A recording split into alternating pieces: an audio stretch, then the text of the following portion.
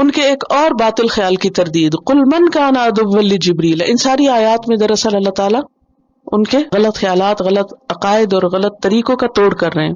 کہہ دیجئے جو بھی کوئی دشمن ہے جبریل کا، فإنہ نزلہ علی قلبک بإذن اللہ، اس نے یہ قرآن آپ کے دل پر اللہ کے اذن سے اتارا ہے.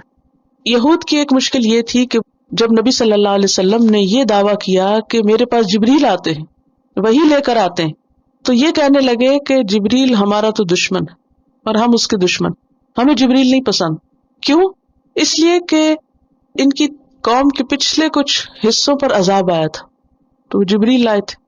پھر یہ کہ نبی صلی اللہ علیہ وسلم پر جو کلام اتر رہا تھا اس میں ان کی تاریخ اور ان کی حقیقت کھول کھول کے بیان کی جا رہی تھی، جس سے ان کو شرمندگی ہوتی تھی. کہتے جبریل ایسی آیتیں لاتے، اس وجہ سے بھی ان کو دشمنی تھی. پھر ان کو ایک اور بہت بڑا بیر جبریل سے یہ تھا کہ جبریل امیین میں، عربوں میں کیوں وہی لے کر آئے ہیں، بنی اسرائیل میں کیوں نہیں لائے؟ کیوں ضد تھی جبریل سے کہ وہ وہی لے کر آئے ہیں کہاں؟ امیوں میں. ان کو لانی چاہیے تھی ہمارے پاس. تو ہم تو ایسی کوئی بات نہیں سنیں گے جو جبریل لائے، ہم نہیں قرآن سننا چاہتے کیونکہ وہ جبریل لے کر آئے. اللہ سبحانہ تعالیٰ فرماتے ہیں من کان عدوا لجبریل، جو بھی کوئی جبریل کا دشمن ہے فإنہ نزلہ علی قلبک بإذن اللہ، اس میں جبریل کا کوئی قصور نہیں کیونکہ اس نے تو اللہ کے حکم سے وحی اتاری ہے محمد صلی اللہ علیہ وسلم کے دل پر. انہوں نے اپنی مرضی سے یہ سب نہیں کیا، جبریل اپنی مرضی سے عذاب نہیں لائے، جبریل اپنی مرضی سے یہ تاریخ تمہاری نہیں کھول رہے، تمہاری حقیقت کو بیان نہیں کر رہے، جبریل اپنی مرضی سے قرآن کسی بندے پر نہیں اتار رہے، اللہ کے حکم سے کر رہے ہیں جو کچھ کر رہے ہیں. اور پھر یہ بھی کہا جا سکتا تھا فإنہ نزلہ علی محمد، یہ کیوں کہا علی قلبک؟ یہ اصل میں پیچھے پڑا اشربوا فی قلوبہم العجل، اس کے برعکس محمد صلی اللہ علیہ وسلم کے دل پر کیا تھا؟ قرآن. قرآن کو دل میں اتارا، کیونکہ دل ایسا مقام ہے جو کسی چیز کو اگر سمیٹ لے تو وہ ہمیشہ کے لیے محفوظ ہو جاتی. جو چیز آپ کے دل کو لگ جائے پھر وہ آپ کو نہیں بھولتی، جو چیز آپ کو پسند آ جائے وہ پھر آپ کو ہر وقت یاد رہتی ہے، اٹھتے بیٹھتے سوتے جاگتے. اسی طرح اگر قرآن ہمارے بھی دل کو لگ جائے، اگر ہمارے بھی دل پہ اتر جائے تو کیا ہوگا؟ تو پھر اس کو پڑھنا، اسے یاد کرنا، اس کا ٹیسٹ دینا، اس کے اسائنمنٹ کچھ بھی مشکل نہیں لگے گا. اصل میں دل جو ہے نا وہ معارف کا خزانہ ہے، عقل اور فہم کا.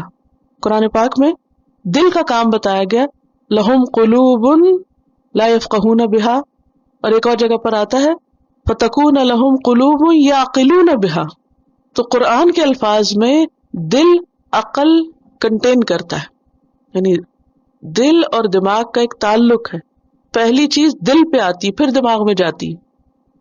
تو قرآن نبی صلی اللہ علیہ وسلم کے دل پر اترا ہے، مصدقاً جو کنفرم کرتا ہے کس چیز کو؟ لما بین یدی، اس سے پہلی کتابوں کو، تورات اور انجیل کو، اور یہ ثبوت ہے اس کے برحق ہونے کا. اور کیا ہے قرآن؟ وہ ہدن، ہدایت ہے. اور کیا ہے؟ وہ بشرا، خوشخبری، گڈ نیوز، للمومنین، لیکن کس کے لیے؟ مومنوں کے لیے. تو اس آیت سے یہ پتہ چلتا ہے کہ جبریل علیہ السلام کا ایک بہت اہم مقام ہے، اللہ کے اطاعت گزار فرشتے ہیں، اور ان کا بڑا مقام کس لیے؟ کیونکہ وہ قرآن لے کر آئے، حامل قرآن ہے. یعنی جبریل کی فضیلت کس وجہ سے ہے؟ قرآن لانے کی وجہ سے. پھر یہ بھی پتہ چلتا ہے کہ قرآن پچھلی کتابوں کی تصدیق کرتا ہے. پھر یہ کہ قرآن ہدایت ہے. پھر یہ کہ قرآن خوشی کا ذریعہ ہے. قرآن سے دل میں خوشی آنی چاہیے. ہم سب کو اپنے دل کا جائزہ لینا چاہیے کہ قرآن پڑھ کے، قرآن سن کر ہمارے دلوں میں خوشی سماتی ہے یا نہیں، کیونکہ یہ ایمان کی علامت ہے. قرآن سے خوشی صرف اس کو ہوگی جس کے اندر ایمان ہوگا. قرآن سے کراہت، بے رغبتی اور دوری اور گھبراہٹ ایمان کی کمزوری کی علامت ہے. اگر قرآن سن کر گھبراہٹ ہو، قرآن سن کر، قرآن پڑھ کر خوشی نہ ہو، تو یہ کس کی علامت ہے؟ ایمان کی کمزوری. کیونکہ اللہ سبحانہ وتعالیٰ کیا فرما رہے ہیں کہ ہدی و بشرا للمؤمنین، ایمان لانے والوں کے لیے تو قرآن کیا ہے؟ ہدایت اور خوشخبری ہے. اپنے اپنے دلوں کا جائزہ لیں، کیا واقعی یہ بشرا ہے؟ یہ قرآن کو دیکھتے ہی، پڑھتے ہی، سنتے ہی، سمجھتے ہی، جو سمجھ آتا جائے، دل کے اندر ایک خوشی کی لہر آنی چاہیے. پھر